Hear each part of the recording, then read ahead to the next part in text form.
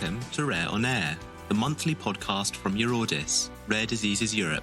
I am your host, Julian Poulan, and once a month, we will be exploring the challenges, experiences, and successes of people who live with the rare condition.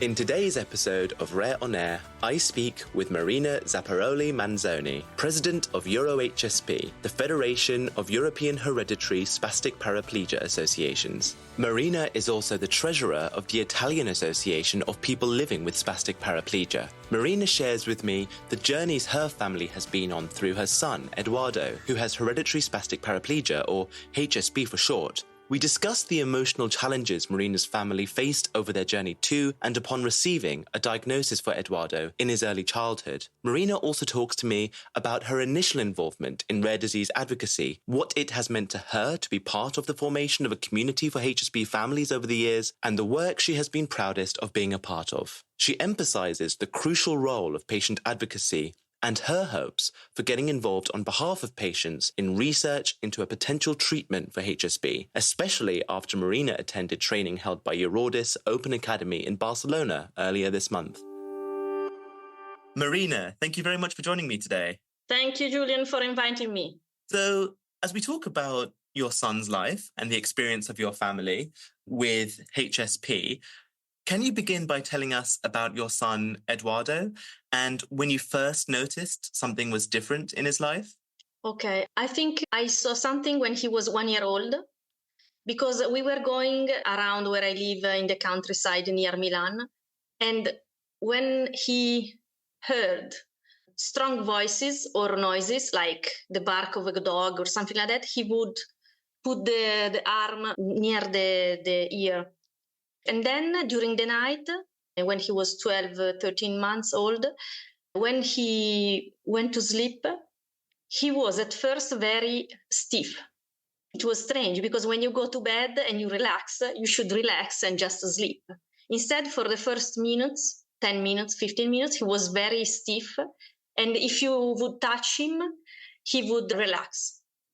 And so for me, it was strange. But he was my first son, so I went to a doctor. And he said, maybe you are a stiff person. And I said, oh, yeah, maybe I'm anxious. And he said, oh, maybe he's the same. I said, okay. But then in the next 2, 3, 4 months, he wouldn't walk. So he started walking when he was 18 months old. And after a month, he was walking on tiptoe. So there we said, maybe there is something wrong. So we went to a doctor that we knew, and he said, here there is something neurological. But then we went to other doctors when he was around 20 months old. And it took some months to understand, even if I'm in Milan, which is a big town, a big city, to understand the right place to go. This was in 2006 around. So probably now it would be different because things have changed a lot in the last 15 years. At first, they gave us a different diagnosis, which wasn't correct. So when they saw him, they understood what he had, but they did before genetics testing without really telling us that was a big issue. But it took many months. So after it was October, and they told us the diagnosis in July, because at that time they had to have more patients before doing the test. Now they have the panels, everything has changed a lot. But at that time, so in March, we said, okay, there's nothing, because they didn't talk to us. Instead, in July 2008, so he was 4, we had a diagnosis of hereditary spastic paraplegia, and that it was a hereditary disease. So they tested also us. And I had at the time a girl that was 1 year old. So it was, of course, they diagnosed, it's a shock. It's both of them. You want the diagnosis because you don't know. And sometimes, knowing is better than not knowing. But then you have to handle what you know. So My husband always says it was a punch in the face. Really? And it was. Wow. Well, that's understandable. But I imagine, that a diagnosis is something that provides mixed emotions. It provides relief, but then you have to cope with the reality and perhaps the subsequent challenges that reality involves. So if I may step back slightly, how would you explain your son's condition and type of HSP to someone who might not be familiar with the condition? What exactly is it and what causes it? So I've seen the disease in the last 19 years because my son now is 20. But it's my opinion, which is, I don't feel it, of course. So I can explain you that walking becomes more and more difficult. And sometimes also other things in the upper part. Sometimes you have also other issues in the eyes, or it depends on what kind of HSP you have, because there are many kinds of HSPs. But I have asked my son, and I have asked a friend that has HSP in the last 5 years, because they know they can feel it.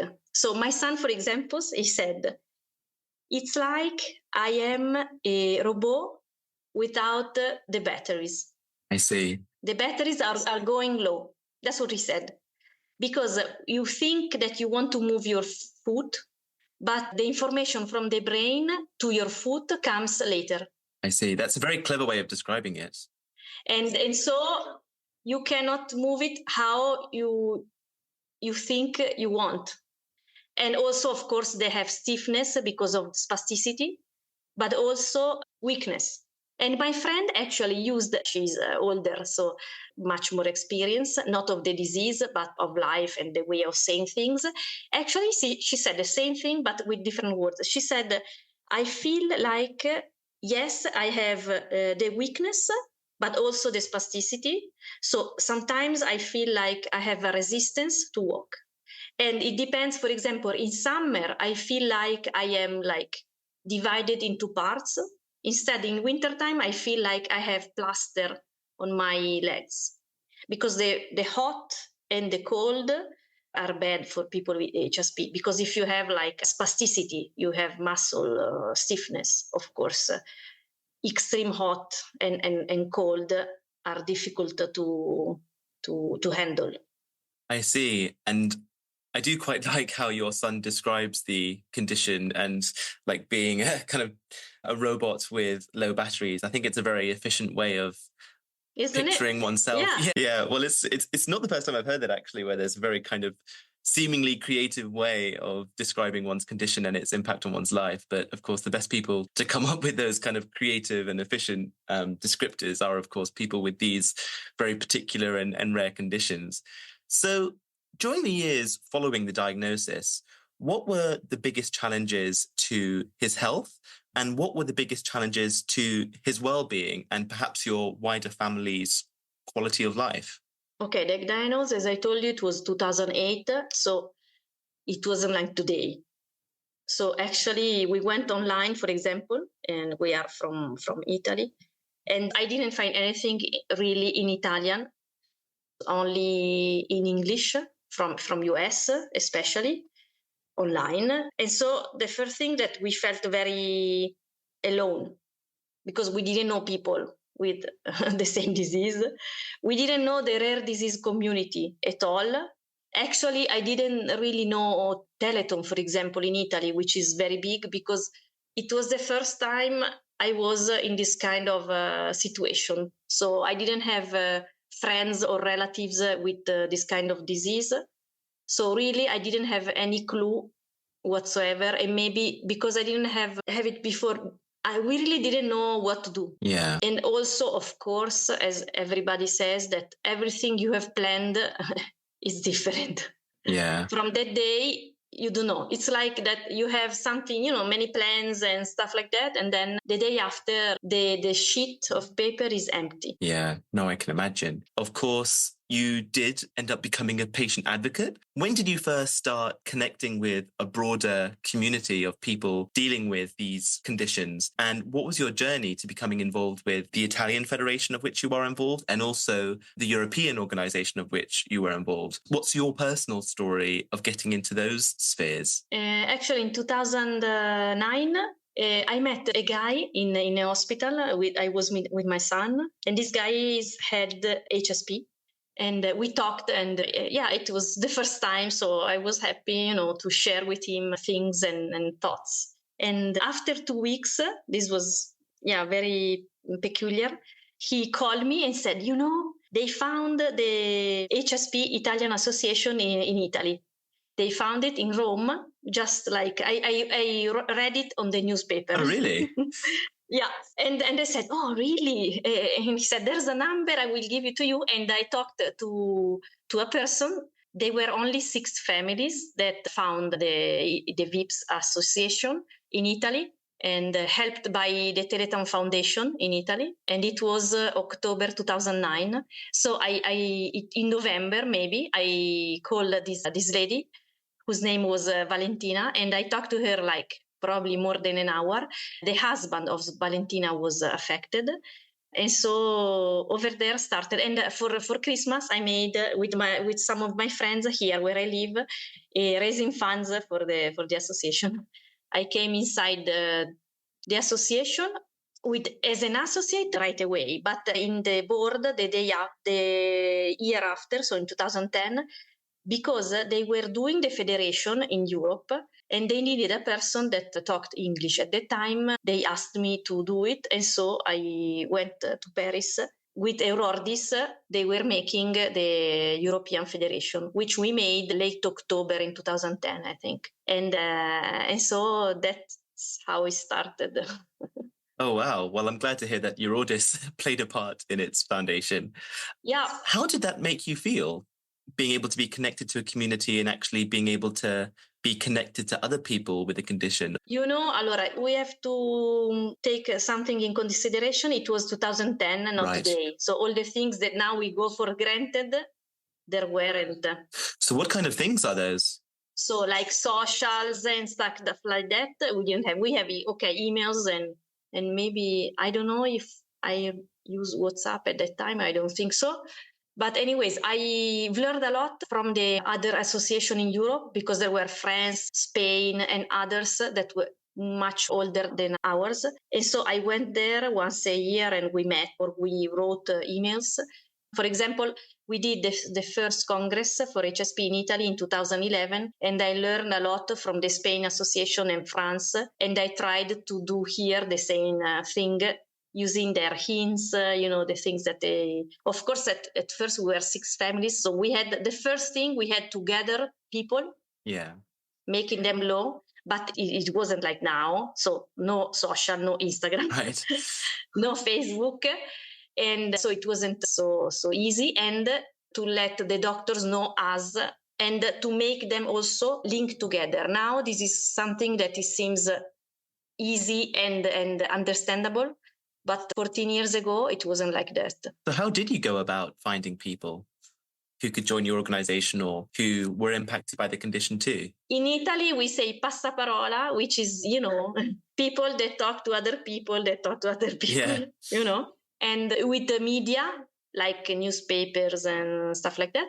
And actually, we have a lot of associates in Sardinia. So we started with them a lot because in small places, it's easier. Yeah. Because many people know other people and they spread really a lot the word. And of course, Teleton also helped us at first. And then we grew and grew and grew. And I think we set the first projects. The first one was psychological. And then we pointed a lot on sport, which is now, and all the people talk about psychology and sports. And we believed in many years ago. We have done a sports project like skiing and sailing for people, because we thought that one of the first important thing was quality of life. Yeah. The quality of life is what makes the difference. As a family, I think like 70% in a better way, because we are better people. Yeah. not because my ego is huge, but because we have met so many people that made us stronger and to grow in our feelings, in putting ourselves in some other's shoes, as we say, in trying to find solutions when making the impossible possible. And this is actually, sometimes I say I have gained more than I'm giving. Well, that's a really nice message, and it's a testament to how much meaning it provides in one's life to actually be able to exert a positive influence on the lives of a broader community as well. So if I may ask a question about sort of the medicine and science of HSP, I'm aware that there isn't a cure or a dedicated treatment, if I'm correct. No. Are there any medicines that are being currently investigated or studied for potential treatment in HS patients? I think there are potential treatment under, for example, in US, under clinical trial, but I don't know if on human, probably preclinical. And there are no authorized medicine so far. So the thing that we did some years ago, after learned a lot from each other in the European Association, is to come together, because we are rare. So of course we have to do things together, which seems nowadays very obvious, but it was not 10, 5, 8 years ago. In this thing, COVID helped a lot, because I think that it showed that if you are stronger together. As I always say, stronger together. We wanted to do something together, but we didn't know what. So we started giving a thesis, a grant, a little grant to young researchers. From that, we found some interesting projects, and we chose one to work on. And that's what we are working on with the federation in Europe, because we think that it could be, we don't know, something possible for a medicine in the future. We know that it's a long journey, but we also said if we don't start, we don't know. And with this, we linked also now a lot more with the SP Foundation, which is in US, because also them, we just talked to them twice in the last some weeks, and they said the same. We are not many people. The resources are not so much. And so we have to be together and to start somewhere, probably where the more possibilities are. And also the doctors have to understand that they have to work together, because it's important. Yeah, no, definitely. So the research that you are aware of, does that concern preclinical trials into a particular new treatment for the condition? Would this be a totally new medicine? Actually, they are using now I'm not a doctor or a scientist, but anyways, in vitro, I guess. Yeah. They are doing things on Drosophila and on the human molecules. But we are trying to do the second year to keep on going this. But we know that now it opens, the big issue, and to go on and to see if can be something interesting or not. And we have to go towards a clinical trial. And so we are trying to understand how to do it in the best way.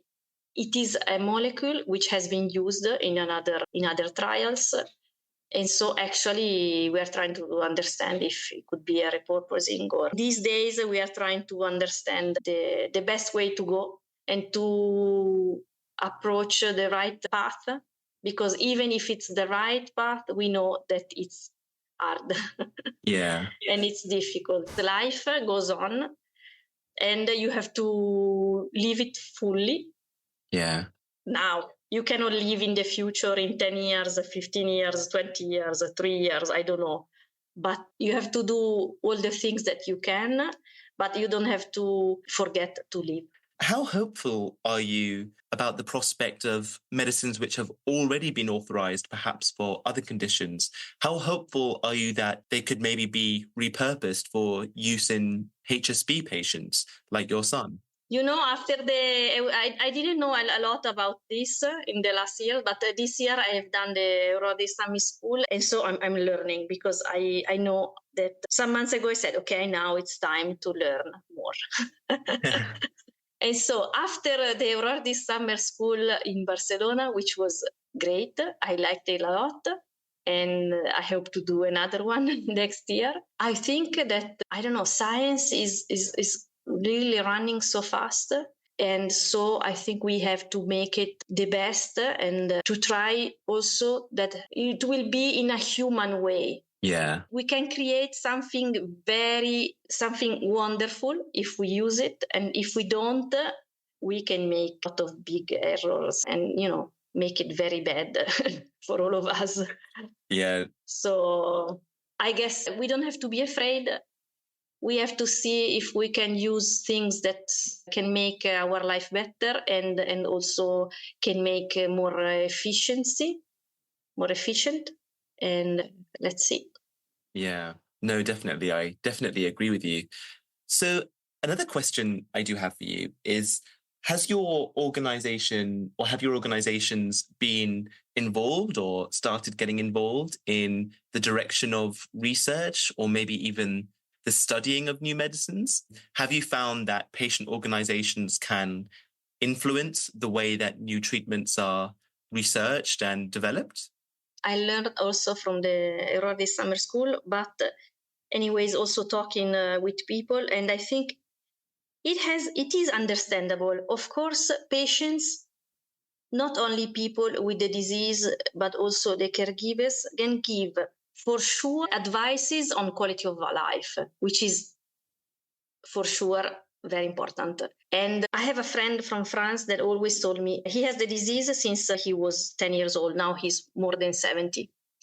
And I was always asking him, okay, what do you think is the best for my son? Please tell me, many years ago. In the first 10 years of his life, we have done, I don't know how many things, because we wanted, I think it's very human. We wanted to do the best, to try everything. So you have to manage treatments and life. And also, maybe now for a friend of mine, the best treatment is swimming. I don't know. Right. And maybe for my son is not in this moment.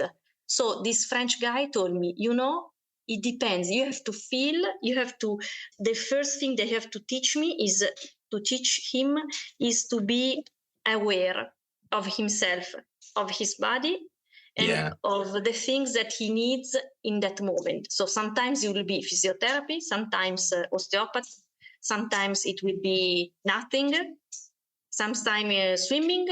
It depends. Sometimes, I don't know, other things that are not maybe traditional, but that you can do anyways, like being, I don't know, in a religious retreat. I don't know. It depends on what you give value in your life, and then you choose. But if you don't know, you can choose. Yeah. So the first thing that we have to teach them is to be aware, to feel, to understand, to know what they want, but also to feel it and to choose for themselves. Even if they have issues, also cognitive, because there are also those. But anyways, in the way that they can understand, they can do it. So a final question I have for you, Marina, is how would you encourage other people who maybe are interested in getting involved in rare disease advocacy, but maybe are currently feeling like how you previously did? Maybe they feel alone and they haven't met anyone yet or met any families yet, which also are impacted by the same condition as them. What would be your advice for someone who maybe is considering getting involved in rare disease advocacy or has just started getting involved in rare disease advocacy? I know I've said it before, but in the EURORDIS summer school, the thing that I really liked, sometimes I was, just looking around and see all the people and listening to what they were saying. And I felt at home. Yeah. Even there were different diseases, many people with a very little child, and people that had the medicine already, and people that just had the diagnosis 1 year ago. So really different people. But after 1 or 2 days, I said, I didn't have anxiety, and I felt really relaxed, and I felt at home. I felt I had a place where I could speak, and I would be understood right away.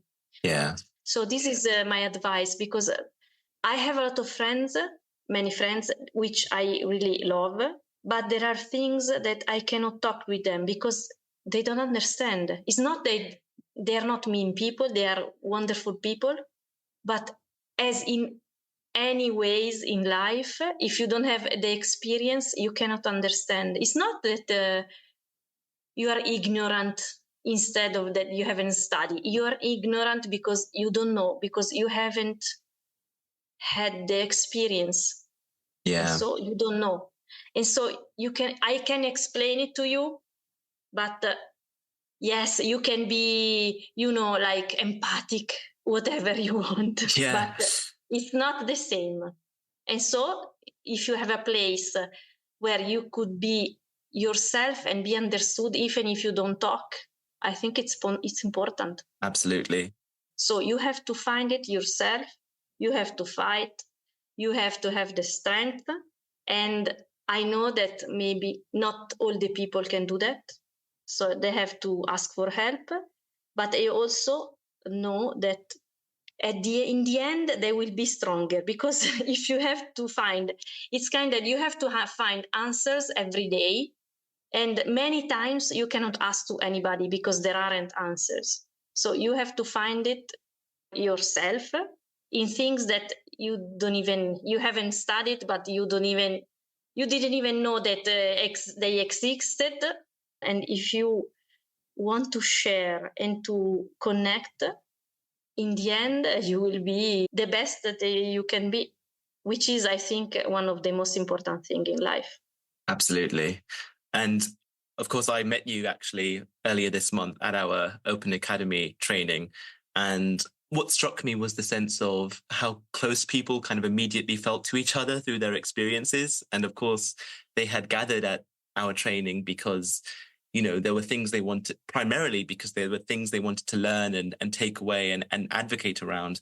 But it seemed like such a large part of the experience of the week-long training was that sense of belonging and familiarity that was immediately there and recognizable in the atmosphere. Yeah. It was really quite amazing.